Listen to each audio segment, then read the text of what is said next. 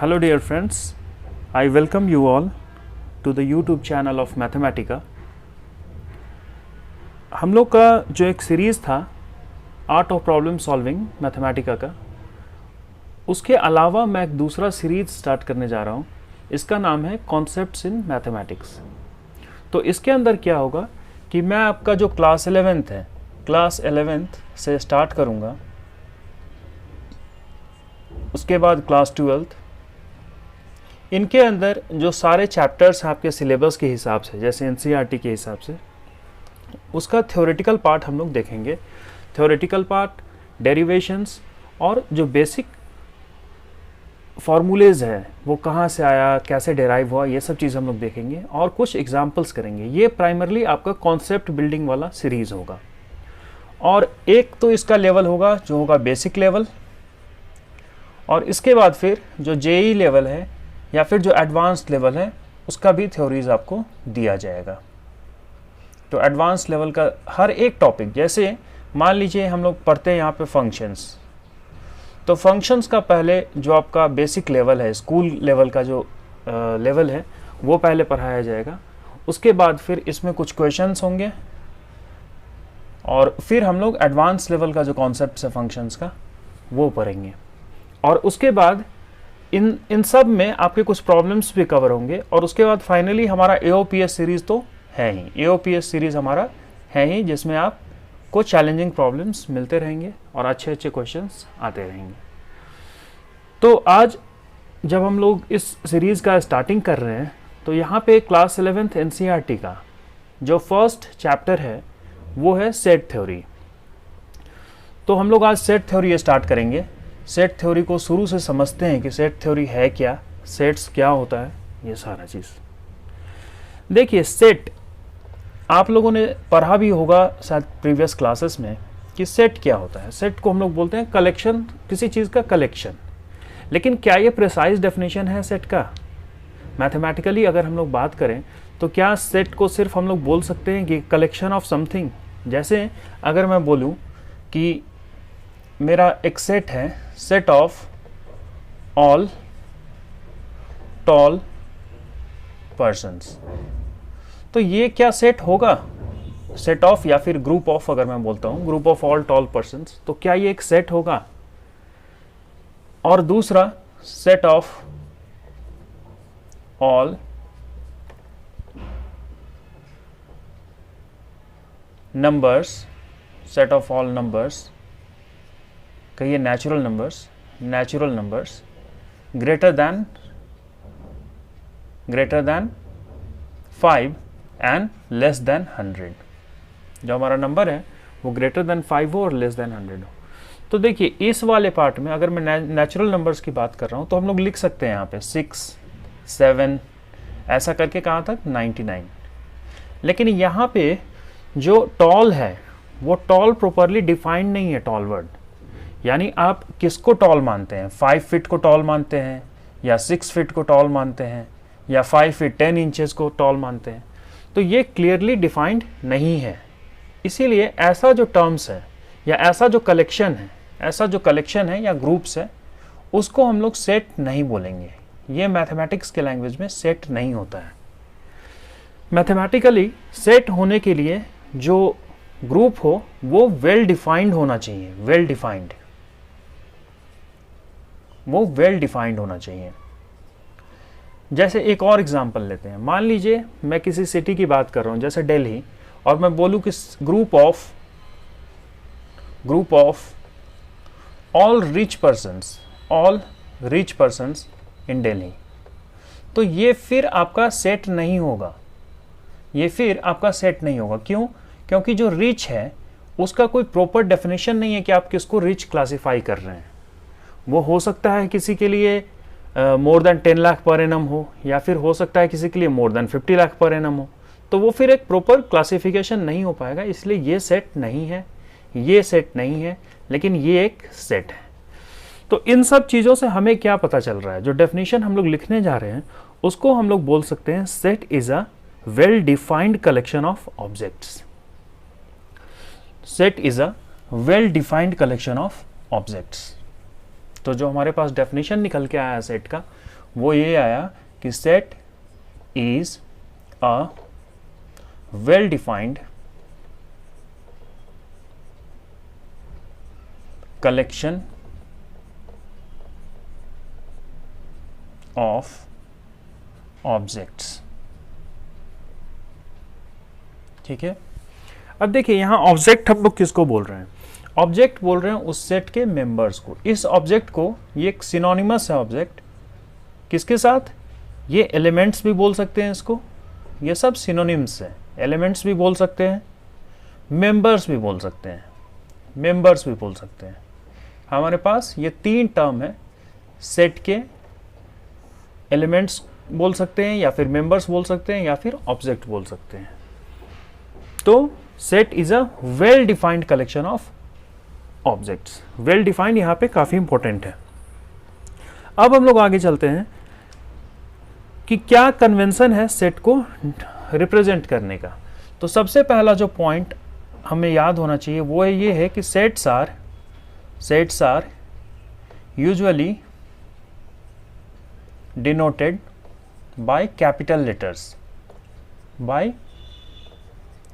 Letters. ऐसा कोई hard and fast नहीं है, लेकिन जो कन्वेंशन है वो ऐसा ही है कि हम लोग कैपिटल लेटर से सेट को डिनोट करते हैं। जैसे अगर मैं लिखता हूँ आर, तो इसका मतलब अगर मैं डिफाइन कर देता हूँ कि set of all real numbers, set of all real numbers. इसी ढंग से डिफाइंड है N, set of all natural numbers.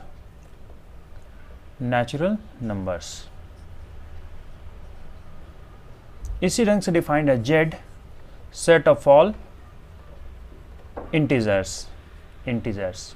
इसी ढंग से हमारा डिफाइंड है क्यू, और क्यू हो गया आपका set of all rational numbers. तो ऐसा और भी बहुत सारा सेट है, आप बुक में कंसल्ट करेंगे आपको मिल जाएगा। ये कुछ इंपॉर्टेंट सेट्स हैं, आर, एन, जेड और क्यू। अब जो एक और इंपॉर्टेंट पॉइंट है वो ये है कि जो सेट के एलिमेंट्स होते हैं, या फिर जो सेट के मेंबर्स होते हैं, या फिर जो सेट के ऑब्जेक्ट्स होते हैं, उनको जनरली हम लोग स्मॉल लेटर्स से डिनोट करते हैं। जैसे द एलिमेंट्स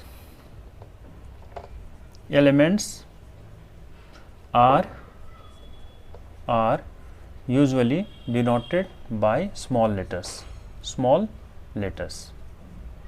तो अगर हमारा सेट है, मान लीजिए नेचुरल नंबर्स का, नेचुरल नंबर के केस में नहीं, अगर हम लोग बात करें कि ऑल वॉवेल्स का सेट, तो उसमें हम लोग जो एलिमेंट्स लिखेंगे वो लिखेंगे ए, ई, आई, ओ, यू। ठीक है, ये हमारा हो गया सेट ऑफ वॉवेल्स। तो जो एलिमेंट्स है या फिर जो मेंबर्स हैं उनको हम लोग रिप्रेजेंट कर रहे हैं स्मॉल लेटर्स में।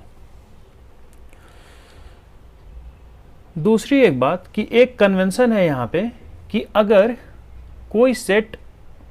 कोई एलिमेंट किसी सेट का मेंबर है तो वो कैसे डिनोट करते हैं। जैसे ए जो है हमारा वो वी सेट में लाई कर रहा है, यानी ए जो है वो एक मेंबर है वी सेट का, तो हम लोग ये सिंबल दिखाते हैं, ए बिलोंग्स टू वी, यानी ए जो है वो वी सेट का एक एलिमेंट है। अगर मैं कहूँ एम, तो एम क्या इस सेट में है? नहीं है, तो M does not belong to V. ठीक है, तो ये दो एक सिंबल है, बिलोंग टू और डज नॉट बिलोंग टू का। अब आइए इन सब चीज़ के बाद, ये था बेसिक जो हमारा टर्मिनोलॉजीज है। इसके बाद हम लोग आते हैं कि सेट का रिप्रेजेंटेशन कैसे होता है। सेट का रिप्रेजेंटेशन कैसे होता है? तो दो मेथड होता है हमारे पास सेट को रिप्रेजेंट करने का, टू मेथड्स। किस चीज़ का? सेट को रिप्रेजेंट करने का, two methods to represent a set. वो दो मेथड क्या क्या है? पहला मेथड है जिसको हम लोग बोलते हैं रोस्टर मेथड, या फिर टेबुलर फॉर्म, या फिर इसको बोलते हैं टेबुलर फॉर्म।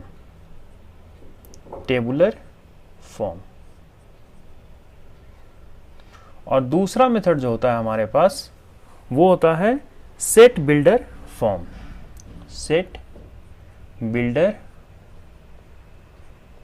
फॉर्म। ठीक है, तो दो मेथड हमारे पास है सेट को रिप्रेजेंट करने का। एक होता है रोस्टर या टेबुलर फॉर्म और दूसरा होता है सेट बिल्डर फॉर्म। अब आइए एक एक करके हम लोग देखते हैं कि दोनों के अंदर क्या क्या चीज़ होता है। तो सबसे पहले हम लोग देखेंगे कि रोस्टर फॉर्म में कैसे रिप्रेजेंटेशन होता है। रोस्टर फॉर्म में हम लोग सबसे पहले कर्ली ब्रेसेस के अंदर एलिमेंट्स को लिखते हैं।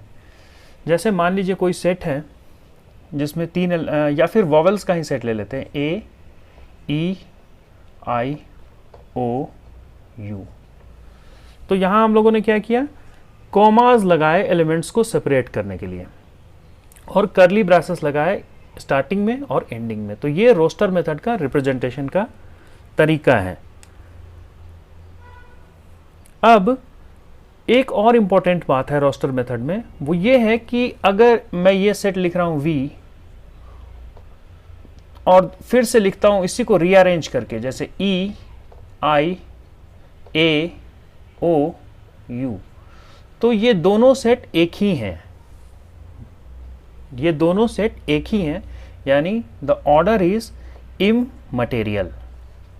ऑर्डर इज इममटेरियल, यानी जो एलिमेंट्स का ऑर्डर है वो मैटर नहीं करता है, वो आगे पीछे भी हो सकता है। जो एलिमेंट्स का ऑर्डर है वो मैटर नहीं करता है, बशर्ते सिर्फ एलिमेंट्स सेम होने चाहिए। जैसे ए यहाँ है, यहाँ पे ए है, ई यहाँ है, सारा एलिमेंट्स इस दोनों में लाई कर रहा है। दैट मीन्स दोनों सेम ही सेट को रिप्रेजेंट कर रहा है। तो यहाँ पे ऑर्डर जो है वो इममटेरियल है। अब हम लोग बात करते हैं सेट बिल्डर फॉर्म का। सेट बिल्डर फॉर्म में क्या होता है, अगर हम लोग सेट बिल्डर फॉर्म का बात करें तो यहाँ पे होता है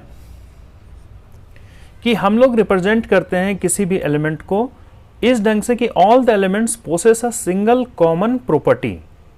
all the elements possess a single common property which is not possessed by any element outside the set. यानी जितने सारे हमारे एलिमेंट्स हैं उनका एक कॉमन प्रॉपर्टी है जो हम लोग मेंशन कर देते हैं कि ये पर्टिकुलर प्रॉपर्टी सारे एलिमेंट्स ऑबे कर रहे हैं, और उस सेट के बाहर जो एलिमेंट्स हैं वो उसको ऑबे नहीं करते हैं। तो इसमें दो पॉइंट आया, all elements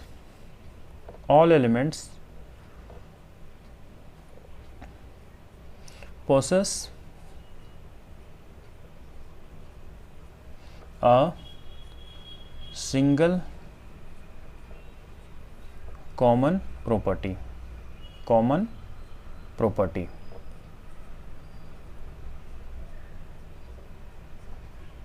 All elements possess a single common property which is not possessed by any elements outside the set, which is not possessed by any element outside the set, outside the set. अब देखते हैं कि इसको हम लोग represent कैसे करते हैं, लिखते हैं कैसे हैं सेट बिल्डर फॉर्म में। तो अब देखिए, अगर हम लोग जो बात कर रहे थे अपने सेट का ए ई आई ओ you, A E I O you, ये क्या था, ये वॉवेल्स का सेट था। तो हम लोग ऐसा लिख सकते हैं V is equal to x is a vowel in English alphabet,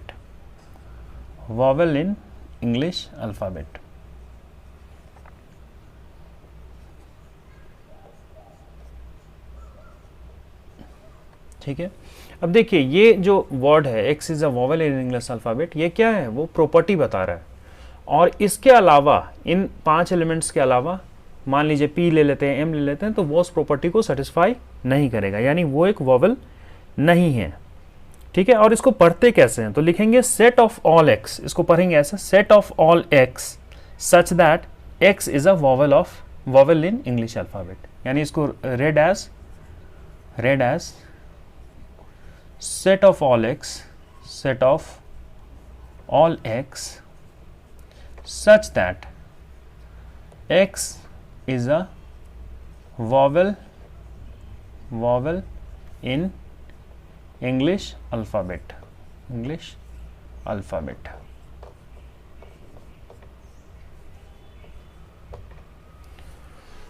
अब कुछ और एग्जांपल्स लेते हैं हम लोग इसका। कुछ और एग्जांपल्स लेते हैं सेट बिल्डर फॉर्म का। जैसे मान लीजिए हमारे पास एक सेट है A और इसका जो एलिमेंट्स है वो दिया है 1, 4, 9, 16, 25 एंड डॉट डॉट डॉट, यानी कंटिन्यू है। ये डॉट डॉट डॉट से हम लोग क्या रिप्रेजेंट करते हैं कि ये ऐसा ही कंटिन्यू हो रहा है इन्फिनिटी तक। डॉट डॉट डॉट देने का मतलब यही है कि ये इन्फिनिटी तक ऐसे ही कंटिन्यू हो रहा है। तो यहाँ पे अगर हम लोग देखें तो प्रॉपर्टी है कुछ सर्टेन जो ये एलिमेंट्स ऑबे कर रहा है। वो क्या है? 1 क्या है? देखिए 1 का स्क्वायर, 4 क्या है? 2 का स्क्वायर, 9 क्या है? 3 का स्क्वायर, 16 क्या है? 4 का स्क्वायर। तो हम लोग को एक कॉमन प्रॉपर्टी मिल गया, वो प्रॉपर्टी इस सेट के सारे एलिमेंट्स ऑबे कर रहे हैं। तो हम लोग ऐसा लिख सकते हैं x is equal to n square where n belongs to natural numbers. ठीक है, set of all x such that x is equal to n square and n belongs to natural numbers। अब देखिए आप यहाँ पे कोई भी नेचुरल नंबर पुट कीजिए। मान लीजिए मैं 6 पुट करता हूँ तो 36 आएगा। वो 36 इस सेट का एलिमेंट होगा। तो हमने क्या किया, पूरे इसको इन्फिनिटी तक नहीं लिख के कंडेंस कर दिया इस पूरे इंफॉर्मेशन को इस टर्मिनोलॉजीज के मदद से। यानी सिर्फ ये लिख दिया x is equal to n square और n belongs to set of natural numbers. तो ये अपने आप में उस पूरे सेट को एकोमोडेट कर दिया। ठीक है, तो आई होप कि ये सेट बिल्डर फॉर्म आप लोग को समझ में आया होगा और रोस्टर फॉर्म। अब हम लोग आगे बढ़ते हैं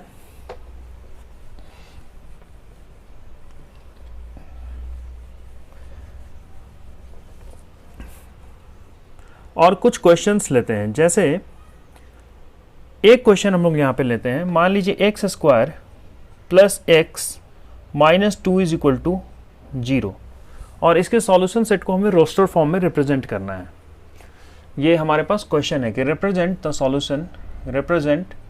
solution in roster form, solution set in roster form.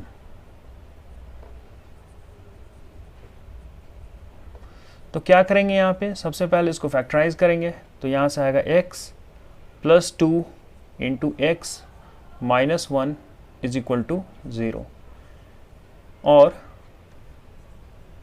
x plus 2 is equal to 0 और x minus 1 is equal to 0। तो यहाँ से आएगा x is equal to minus 2 और यहाँ से आएगा x इज इक्वल टू 1।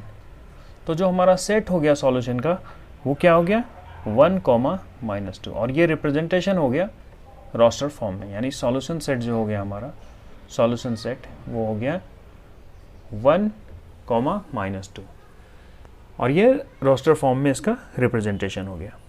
अब हम लोग आगे बढ़ते हैं, एक और टाइप का सेट पढ़ते हैं। वो क्या है, वो है एम्प्टी सेट्स। एम्प्टी सेट्स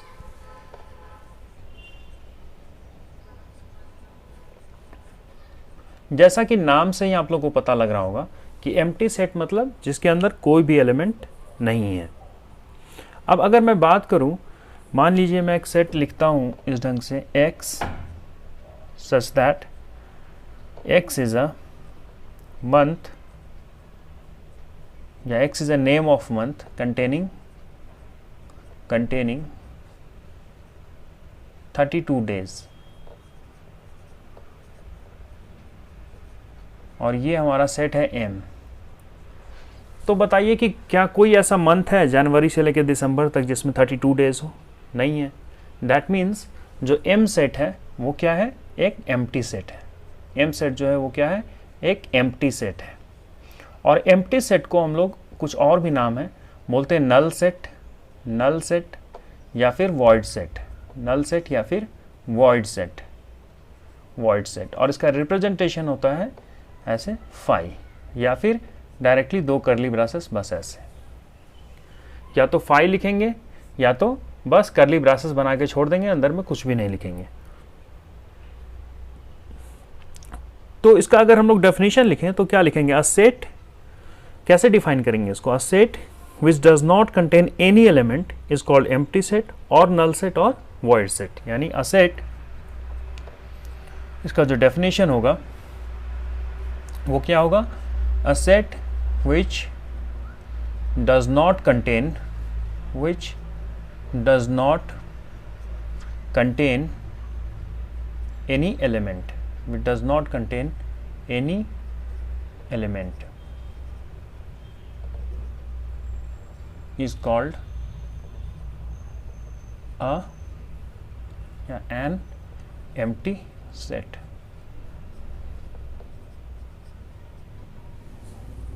आप लोग और भी कुछ एग्जाम्पल सोच सकते हैं एम्प्टी सेट के, जैसे मान लीजिए मैं लिखता हूं कि x such that x is the name of persons who are taller than 20 fits।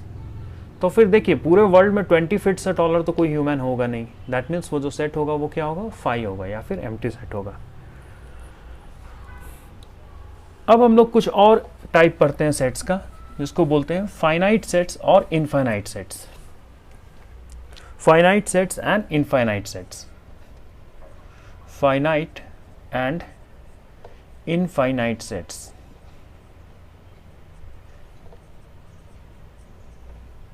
finite and infinite sets। अब इससे पहले मैं एक टर्म आप लोग को इंट्रोड्यूस करता हूं, जैसे मान लीजिए S कोई सेट है और इसके अंदर 4 एलिमेंट है, 1 2 4 एंड 6। अगर मैं यहां पे लिखता हूं n ऑफ S, तो इसका मतलब क्या होता है, इसका मतलब होता है number of distinct element of set S। Number of distinct, ध्यान दीजिएगा डिस्टिंक्ट का बात कर रहे हैं हम लोग, distinct element of set S। तो यहां पे डिस्टिंक्ट एलिमेंट कितना है, 4, तो n ऑफ S क्या होगा, 4। इसी चीज को हम लोग कार्डिनैलिटी भी बोलते हैं, इसी चीज को हम लोग बोलते हैं cardinality. Cardinality of set S is 4। ठीक है, अगर मान लीजिए इसी सेट, कोई एक सेट होता S और उसके अंदर एलिमेंट्स होता 1 1 2 2 2 और इसका पूछता आपसे कार्डिनैलिटी या फिर n ऑफ S, तो यहां क्या होता कार्डिनैलिटी, यहां पे इसका कार्डिनैलिटी होगा बस 1 और 2। क्यों, क्योंकि जो डिस्टिंक्ट एलिमेंट्स हैं वो बस 1 और 2 है, यानी NS इज इक्वल टू 2। तो अब फाइनाइट और इनफाइनाइट सेट्स को हम लोग n ऑफ S के मदद से एक्सप्लेन कर सकते हैं।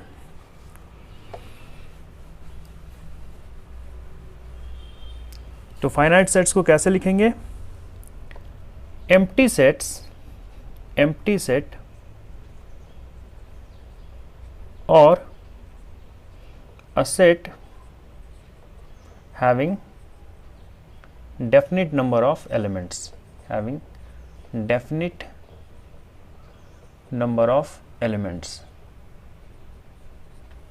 number of elements is known as, is called as a finite set, a finite set। यानी एक ऐसा सेट जो या तो एम्प्टी हो, एम्प्टी पे ध्यान रखिएगा, बहुत लोग इसको भूल जाते हैं। एम्प्टी सेट भी हमारा एक टाइप का क्या है, फाइनाइट सेट है, और ऐसा सेट जिसका जो नंबर ऑफ एलिमेंट्स हो वो फिक्स्ड हो, यानी वो डेफिनिट हो, तो उसको हम लोग बोलेंगे फाइनाइट सेट। जैसे आप एक एग्जांपल ले सकते हैं कि set of all natural numbers less than 100। तो ये जो सेट होगा हमारा वो क्या होगा, 1 से लेके 99 तक। तो इसका जो नंबर ऑफ एलिमेंट्स है वो क्या है, फाइनाइट है, आप इसको काउंट कर सकते हैं। तो ऐसा सेट हमारा क्या हुआ, ये एक फाइनाइट सेट हुआ।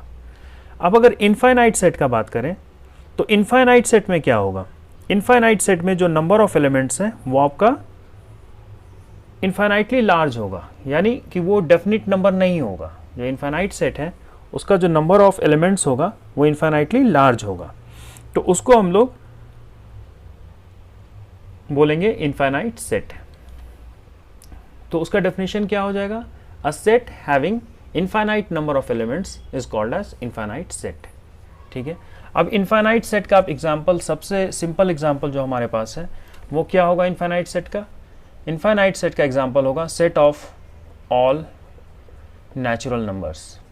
नेचुरल नंबर्स, अब आप देखिए नेचुरल नंबर्स को आप कैसे लिखेंगे, set of all natural number को 1 2 3 4, और ये कहाँ तक जाएगा, ये इन्फिनिटी तक जाएगा, इसका कोई लिमिट नहीं है। तो ये आपका क्या हो गया, ये आपका एक इनफाइनाइट सेट हो गया। ठीक है, सिमिलरली ये तो सेट ऑफ नेचुरल नंबर्स है। सिमिलरली आप लिख सकते हैं सेट ऑफ इंटीजर्स, ये भी इन्फिनिटी तक जाएगा दोनों तरफ। ठीक है, यानी -1 माइनस इन्फिनिटी से लेके ऐसे ऐसे डॉट डॉट डॉट, -1 -2 -1, उसके बाद 0, फिर 1 2 ऐसे करके इन्फिनिटी तक। तो ये भी आपका एक इनफाइनाइट सेट है। तो set of all natural number या सेट ऑफ ऑल इंटीजर्स, ये सब आपका क्या है, एग्जाम्पल इनफाइनाइट सेट का एग्जाम्पल है। अब एक और लास्ट देखते हैं हम लोग कॉन्सेप्ट, आज के लेक्चर का लास्ट कॉन्सेप्ट रहेगा क्योंकि लेक्चर लंबा हो जाएगा। एक और पार्ट में हम लोग सेट को फिनिश कर लेंगे इसके बाद, वो है equal sets. Equal sets, set को इक्वल कब बोलते हैं? तो इसका सबसे पहले हम लोग डेफिनेशन लिख लेते हैं। इफ एवरी एलिमेंट ऑफ ए, मान लीजिए हमारे पास दो सेट है ए और बी, हमारे पास दो सेट है ए और बी, तो हम लोग दोनों सेट को इक्वल कब बोलेंगे? If every element of A is an element of B.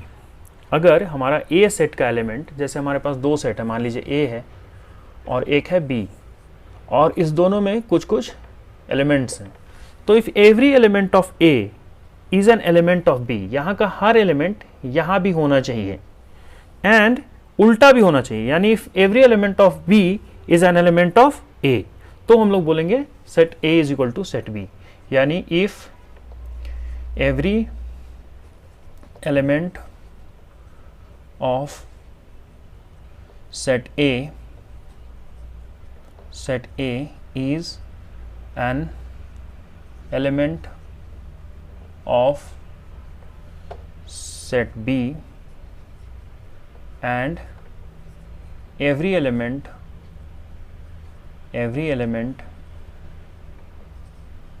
of set B is an element of set A। Set A, तो इस केस में हम लोग बोलेंगे A is equal to B, then we call the two sets to be equal. ठीक है, तो two sets are equal if they have exactly same elements and we write A is equal to B. अब जैसे एक example लेते हैं, example में क्या लेंगे हम लोग, A इज इक्वल टू मान लीजिए हमारे पास है 1 2 3 4, और B सेट है हमारे पास, वो है 1 4 3 2। क्या ये दोनों सेट इक्वल है? बिल्कुल इक्वल है, क्योंकि रोस्टर फॉर्म में पहली बात इससे मैटर नहीं करता है कि हमारा ऑर्डर क्या हो, 2 कहीं भी हो सकता है, यहाँ भी हो सकता है, यहाँ भी हो सकता है। और देखिए हर एलिमेंट उसमें भी है, 1 ए में भी है, बी में भी है, 4 बी में भी है, ए में भी है, 3 दोनों में है, 2 दोनों में है, तो फिर ये दोनों एलिमेंट जो है वो इक्वल होगा। अब यहाँ पे एक और लास्ट पॉइंट वो ये है कि सारे सेट को, जो सारा सेट है वो हम लोग रोस्टर फॉर्म में कुछ सेट्स को नहीं भी लिख सकते हैं। जैसे मान लीजिए एक सेट है हमारा, मतलब सारे इनफाइनाइट सेट्स को हम लोग, कोई ज़रूरी नहीं है कि रोस्टर फॉर्म में लिख पाएँ। जैसे सेट था नेचुरल नंबर्स का, सेट था हमारा नेचुरल नंबर्स का, मान लीजिए set of all natural numbers, set of all natural numbers, तो यहाँ पे तो हम लोग लिख सकते थे रोस्टर फॉर्म में ना कि 1 2 3 4 ऐसे करके इन्फिनिटी तक। लेकिन अगर सेट ऑफ ऑल ये क्या था कि इनफाइनाइट सेट था, set of all real numbers का बात करें, अगर set of all real numbers, तो ये लिखना मुश्किल है रोस्टर फॉर्म में। क्यों मुश्किल है? क्योंकि यहाँ पे एक फिक्स पैटर्न नहीं पता हमको। मान लीजिए 1 से हम स्टार्ट करते हैं, इधर भी बहुत सारा चीज़ है, इन्फाइनाइटली में नहीं है, 1 के बाद हम 2 भी नहीं लिख सकते, 1.1 अगर हम यहाँ 1.1 लिखते हैं तो 1 और 1.1 के बीच में इनफाइनाइट नंबर ऑफ एलिमेंट्स हैं, तो यहाँ एक फिक्स पैटर्न नहीं है। इसीलिए set of all real numbers को हम लोग रोस्टर फॉर्म में नहीं लिख सकते हैं। Set of all real numbers can not be written या डिपिक्टेड इन रोस्टर फॉर्म। तो आज का लेक्चर यहीं पे ख़त्म करते हैं। इसके बाद जो नेक्स्ट लेक्चर होगा उसमें हम लोग कोशिश करेंगे सेट्स को ख़त्म कर लें और फिर कुछ क्वेश्चंस करें। और सारे लेक्चर्स के कॉरस्पॉन्डिंग जो कॉन्सेप्ट इन मैथमेटिक्स है ये 2 पार्ट में है। ये जो हमारा लेक्चर था अभी, ये क्या था, बेसिक्स था। ये बेसिक्स लेक्चर का सीरीज़ है और एक लेक्चर का सीरीज़ होगा एडवांस्ड। तो बेसिक्स के अंतर्गत हम लोग अभी सेट थ्योरी देख रहे थे। तो आशा करता हूँ कि आप लोग को ये वीडियो अच्छा लगा होगा। अगर अच्छा लगे तो आप लोग इसे लाइक कीजिए, इस पर कमेंट कीजिए अगर आप लोग को कोई डाउट है, पढ़ाने का तरीका कैसा लग रहा है ये बताइए, और सब्सक्राइब कीजिए। Thanks a lot friends. फिर हम लोग मिलते हैं अगले वीडियो में।